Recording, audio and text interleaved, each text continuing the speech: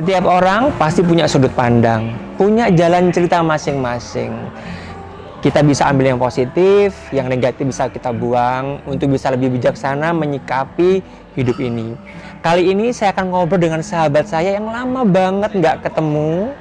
Kita akan ulik-ulik ada apa dengan hidupnya, apa yang bisa kita ambil dari hidupnya, sehingga kita bisa jadi lebih baik mungkin, yang negatif kita jauhkan. Oke, simak diskusi kita.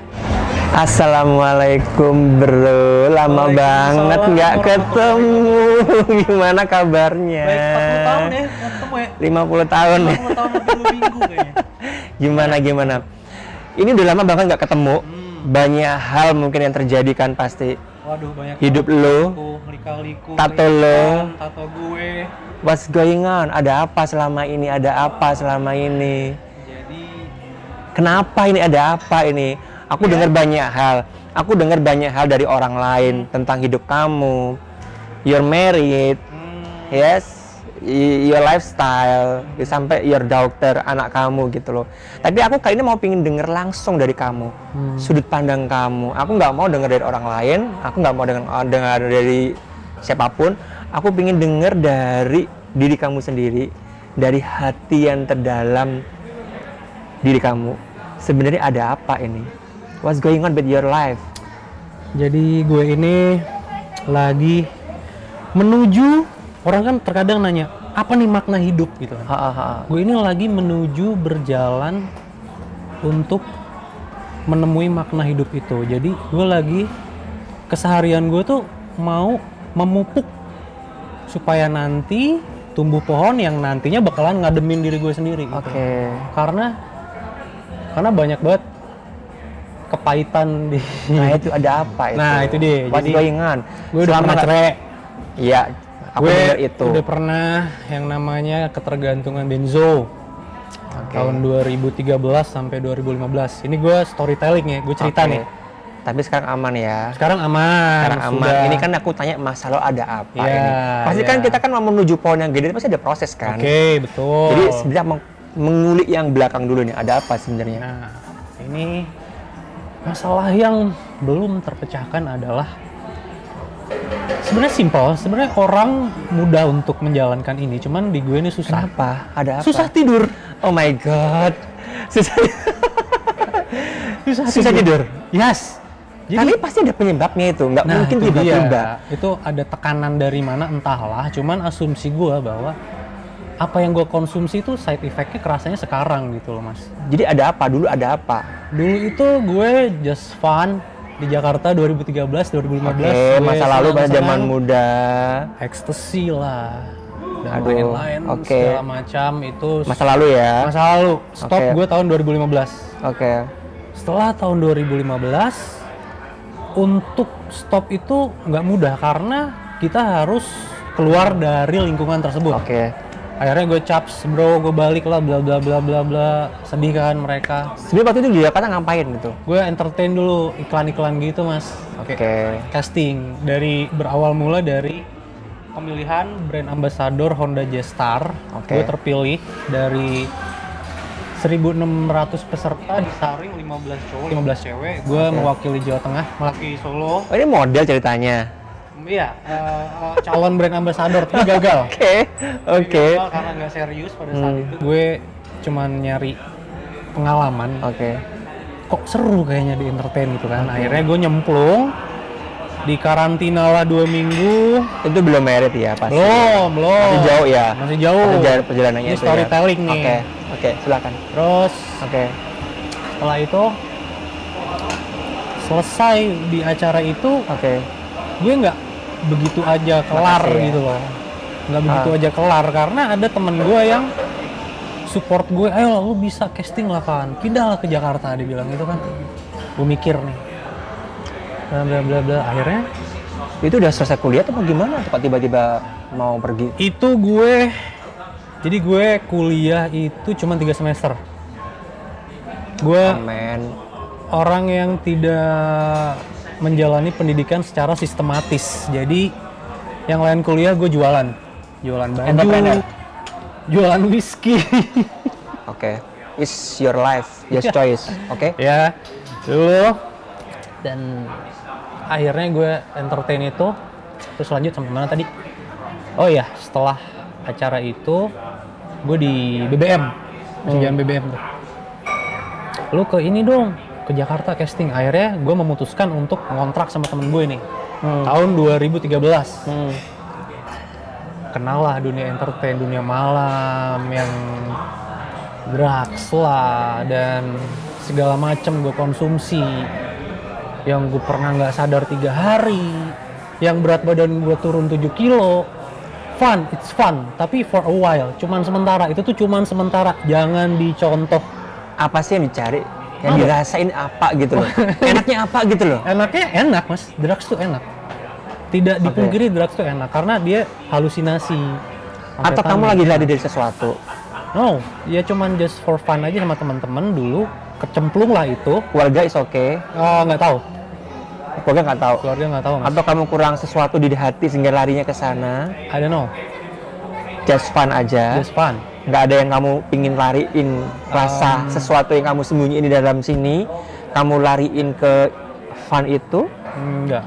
Aku rasa itu fase aku masih muda, pencarian jati diri. Iya, fase-fase aku merdeka. Bisa dibilang merdeka diri sendiri lah, kayak nggak ada yang ngatur, orang tua nggak tahu, mengizinkan, nggak ada pacar, lepas. Akhirnya aku lepas kontrol, terjerumuslah. Terus tahun 2015, itu 2013 sampai 2015 itu dikontrakan isinya mabuk mulu ya nggak ada stopnya mas, kayak fana gitu loh, fana.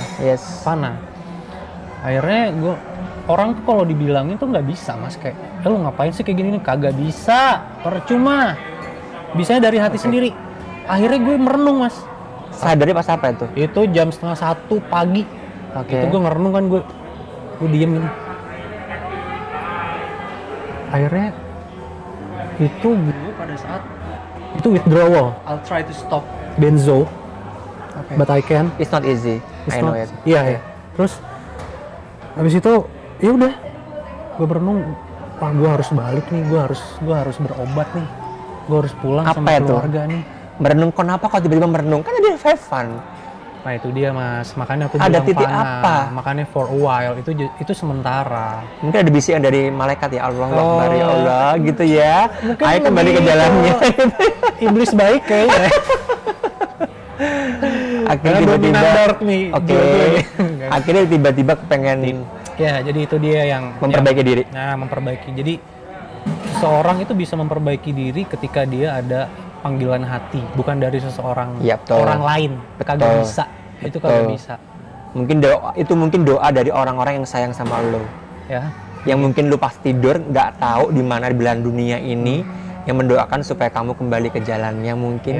Mungkin itu jawabannya. Masya Allah kan. Apa yang kamu lakukan gitu? Berarti kan itu ibaratnya habis kamu mencapai titik terendah, kamu jadi titik balik kamu untuk jadi hidup yang lebih baik kan. First step-nya apa? Apa yang kamu lakukan dengan mencoba menata hidupmu? Jadi langkah awal gue adalah pasti ngilangin clean up diri kamu kan. Ketemu dokter. Betul, itu sudah selesai. Kamu sempat temui dokter untuk membereskan itu gue terapi ketergantungan kamu. 3 minggu gue sembuh. 3 minggu. Nah, sekarang ini cuman insomnia doang yang jadi tinggal insomnianya yang belum lagi sedang proses untuk diberesin. Terus selain itu apa lagi yang kamu ingin, yang kamu tata ke depan ini selain masalah obat tadi itu? Setelah itu gue ini mas, kayak gue selalu menyisipkan unsur kemanusiaan di setiap langkah gue. Karena gue kerja di kesehatan. Kesehatan hubungannya sama kemaslahatan. Ketika kita bekerja dengan berhubungan kesehatan kita tanpa menyisipkan unsur kemanusiaan itu susah ya, nggak bisa ya. Karena gue yang bergerak hati mas. Mas tahu nggak? Pas awal-awal pandemi, itu masker bisa sampai 300.000. Iya, betul banget. 1,5 juta. Betul banget. Aku ada stok di toko itu kisaran 200 box. Itu aku jual 22.000 per box. Itu bapak sih, ini nasihat bapak kayak itu tadi, kamu harus menyisipkan unsur kemanusiaan di setiap langkahmu. Sebenarnya nggak berlaku hanya dengan pekerjaanku doang. Sebenarnya setiap orang pun betapa indahnya sih Mas kalau orang saling membantu. Iya nggak sih Mas? Iya benar. Hidup ini cuma sementara. Betul. Ya kan? Nggak hanya masalah money aja. Iya betul. Udah itu akhirnya gue di sini gue jual masker itu, tapi gue batasin setiap satu orang tuh 5 box. Nggak boleh banyak. Kalau dia banyak ditimbun nanti kan dicuanin lagi. Karena bayangin Mas, kakek-kakek ke toko gue naik motor butut, kalau gue jual masker 300.000 per box, dia bisa beli apa kagak gitu. Iya betul. Kalau bisa digratisin, sedangkan pemerintah nggak ngasih. Waktu itu awal-awal kalau lagi heboh-hebohnya itu. Iya kan? Nggak ada digratisin masker, malah makin mahal kan? Oke. Nah di situ kembali ke hidup lu deh. Ya apa terjadi tadi belum dijawab lo ya. Yang mana? Tadi kan mau menata hidup baru nih. Apa nih? Gitu. Selain tadi obat sudah beres. Nah, gue sudah beres. Rumah tangga berarti mengisi waktu itu ya. Hati nih. Hati ya.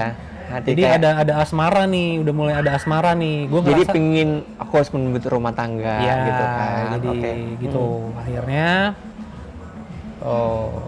kenalah gue seorang wanita yang ya belahan jiwa. Ya mungkin kalau dibilang belahan jiwa nggak tahu juga sih. Jadi kayak dulu aku terkesan sama fisik Mas. Ini kalau beliau mendengar nggak apa-apa ya? Kenapa? Kalau beliau mendengar nggak apa-apa ya? Nggak apa-apa sih. Ini kan dari benar-benar murni dari sudut pandang kamu yang mungkin beliau juga dari hati. Tahu. Iya. Justru dari hati. Oke. Jadi pada saat itu ya. Tapi begini Mas, aku menikah. Prinsip aku adalah kesalahan terbesar dalam rumah tangga ada perselingkuhan sama KDRT. Aku nggak ngelakuin itu sama sekali. Nggak ada ya itu ya? Nggak ada sama sekali. Nggak ada. Aku tahu pacaran 8 tahun Mas. Itu bisa bertahan 8 tahun kalau nggak setia itu bakalan nggak mungkin kan. Jadi gitu. Nah tapi waktu menikah tahu ya latar belakang. Ya aku dulu nemuin orang tuanya sama omnya, gue buka jaket, gue liatin, gue tato gue bekas pengguna drugs. Ini tato gue dan lain-lain, mantan, lebih baik jadi mantan preman lah daripada mantan ustadz gitu kan. Ya ada dua-duanya lah. Oke. Mantan preman dia try the best gitu kan. Akhirnya udah terus gue mau pada saat itu pacaran dulu tuh. Jadi mantan bini gue itu entertain dia. Entertain. Terus pengen pacaran dulu. Ya, Mbak, ya. Akhirnya kok disuruh cepet-cepet. Kayak gue pengen saling mengenal sama keluarganya dulu dan lain-lain. Ya gitu, usia lah pasti ya. Mungkin ya. Ya udah akhirnya berjalan cuman 2 tahun karena ya mungkin gue juga nggak baik, gue kurang apa ya? Apa yang terjadi? Nggak baik gimana maksudnya? Atau kamu kembali ke jalan? Enggak. Mungkin gue kurang buat dia gitu. Atau mungkin sebaliknya bisa jadi.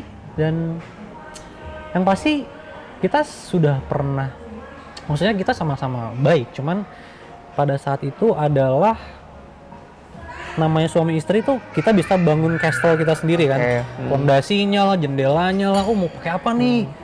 Yang ini blablabla. Ternyata ada yang masuk nih. Tukang bangunan lain nih. Ada yang masuk nih. Nah itu bukan hanya dari orang lain, bisa jadi dari keluarga sendiri juga. Dan tahu poinnya ya. Iya. Ada yang terlalu dalam, ikut campur, bla bla bla. Tapi harusnya kan kalau pondasi sudah kuat, apapun omongan dari luar kan harusnya nggak berpengaruh dong sebenarnya. Karena pada prinsipnya rumah tangga itu kan tentang kita berdua gitu loh. Meskipun mungkin melibatkan menggabungkan dua keluarga juga, tapi kan gini berdua ini harus settle dulu. Berarti atau mungkin waktu itu kurang settle. Bini gue sayang sama gue semu kayaknya, semu. Aduh, cuman just for a while gitu loh. Kayaknya ya karena ya itu dia apa namanya banyak bumbu-bumbu. Intinya itulah mas. Oke. Gue nggak mau terlalu jauh cerita karena Oke lah itu dia privacy. iya, Oke. jadi nggak konsumsi publik. bumbu dan lain-lain akhirnya gue Tapi sebenarnya untuk memutuskan bercerai itu sudah keputusan yang paling waktu itu sudah ada anak ya? pada saat itu di kandungan 2 bulan Sudah ya? Ya di kandungan 2 bulan disuruh pulang sama mamahnya kan. Disuruh pulang selama setahun. Nah, gue nggak mau sebenarnya, janganlah. Tapi ya udahlah, itu udahlah. Jadi dia intinya gini sih mas. Sebenarnya orang tua itu ketika anaknya sudah menikah, sebenarnya orang tua tuh hanya bisa boleh kasih saran mas. Yes. Saran bisa diterima bisa enggak? Iya, harusnya memang kayak gitu. Harusnya. Karena kita yang menjalani. Nah ini nggak berlaku di gue gitu. Oke. Intinya saya rasa gitu. mungkin rumah tangga orang lain juga banyak yang mengalami seperti itu. Iya banyak. Ini pelajaran juga gitu. Nah. Kita pun yang berumah tangga ya ini is about us. Iya. Orang tua hanya mendoakan, ngasih saran gitu kan. Betul, Ya betul, benar kan? Betul. Tapi ya sudah kalau memang akhirnya divorce ya waktu Ya itu. akhirnya Ya. divorce. Tapi itu sempat ganggu nggak? Kan tadi kamu udah bilang kamu sempat terpuruk dengan obat, bangkit, menata. Ibaratnya ini ada keterpurukan tip seri berapa ini? Seri 2 mungkin ya. 4 bulan gue gila. Oh my god, oke. 4 bulan gue gila. Karena itu ganggu Mata jalan gue kamu. biru. Oke. Gue berat mas, sedih kalau diceritain tapi ya. Berarti lu sayang banget dong harusnya. Waduh, kalau itu tidak perlu dipertanyakan lagi ya, kalau sayang atau enggak ya. Jadi nggak Karena adil dong kalau gua bilang orangnya itu loyal, semu. Enggak lah. Kalau enggak, bukan gue nya enggak semu. Oke. Gue nya enggak semu. Oke. Itu jadi gue move on kayak butuh waktu 4 bulan. Pada saat itu 4 bulan gue setelah cerai itu, sampai teman gue bilang, "Pan, lu kayak orang gila, lu diajak ngomong nggak nyambung, Nggak dicoba dipertahankan. lu mikir apa?"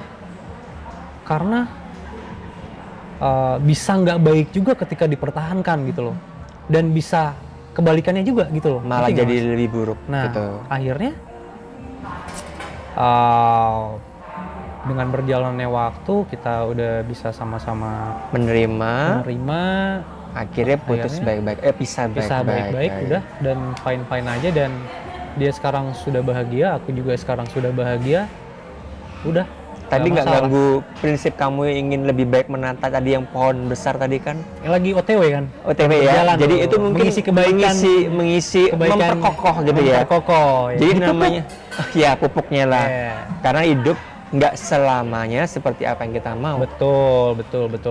Tapi itu nggak membuat kamu tambah drop kembali ke zaman dulu lagi kan? Nggak. Tetap go set on, tetap. Gue yakin karena environment gue, lingkungan gue mendukung. Jadi Alhamdulillah, artinya mendukung itu, lingkungan tuh kan menurut gue 80% mempengaruhi mas. Oke. Jadi lingkungan gue sekarang nggak seperti lingkungan gue dulu gitu. Oke. Mungkin kalau lingkungan gue sekarang kayak lingkungan gue dulu, mungkin gue nggak bisa ngasih pupuk tuh tadi tuh. Oke. Kayak gitu. Supaya jadi pohon yang besar. Iya. Dan kamu tetap Beringin. komitmen jadi pohon yang besar tadi Jadi dengan pohon akar yang besar, kuat, dengan bisa akar yang kuat, bisa ngayomin. bisa ngayomin. Ketika sekitarnya. nanti ada tunas-tunas anak-anak gue nih, gue Oke. bisa bener-bener dia nggak kepanasan, nggak kehujanan, bener-bener rapet. Manusiawi bener-bener juga lembut. tadi. Yes. Oke. Jadi harus sisipkan unsur kemanusiaan di setiap hidup lo. Oke. Terus kalau masalah pernikahan itu masalah terbesar menurut gue itu adalah perselingkuhan sama KDRT, itu nggak bisa ditoleransi. Tapi yang penting nggak ada. Menurut gue. Oke. Tapi yang penting udah selesai kan? Sudah selesai. Jadi ibaratnya udah case close. Udah case close. Jadi pembelajaran. Jadi pembelajaran ya. Dan dari awal have fun, drugs, sampai insaf, sampai menikah, sampai bercerai. Kalau disimpulkan semuanya, sebenarnya menurut lo hidup itu apa sih? Hidup. Iya. Apa sih sebenarnya hidup itu definisinya selain untuk membangun tadi pohon yang kokoh itu gitu? Waduh, seni sih mas. Itu Seni, ya? Kayak bisa disebut seni mencintai seseorang, bisa disebut seni menyakiti diri sendiri. Oke. Tapi you have Jadi- to love yourself first. Iya, Oke, itu kan? wajib sih itu. Jadi Hidup bahwa lebih ke definisi apa? banyak Lebih banget ke sih kalau belajar, ya, mencintai. belajar mencintai, dan gue punya gerakan mas sama teman-teman sahabat gue. Apa? Gerakan sosial. Oke. Jadi ada grup di Solo, sahabat-sahabat gue kayak teman dari SMA yang masih temenan sampai sekarang, kita saling support. Yang dari nol dia nggak punya pekerjaan sampai sekarang dia sudah menikah. Sampai sekarang teman-teman gue mengerucut nih, udah pada punya anak mengerucut. Iyalah, semakin bertambah usia gitu kan. Tapi gue tetap tetap berhubungan baik sama mereka, dan kita punya gerakan nasi Jumat. Apa itu? Jadi kita nggak setiap Jumat sih, kadang 3 minggu sekali, 2 minggu sekali. Jadi kita itu bagi-bagi nasi gitu. Oh iya? Iya, setiap Jumat langsung kita memberikan sesuatu kepada orang yang mau berusaha. Good. Sepeltas, tukang beca yang rezekinya sudah diambil alih sama taksi online. Tukang beca itu sekarang, aduh kasihan banget mas, kasih satu rebutan, ya udah. Keren.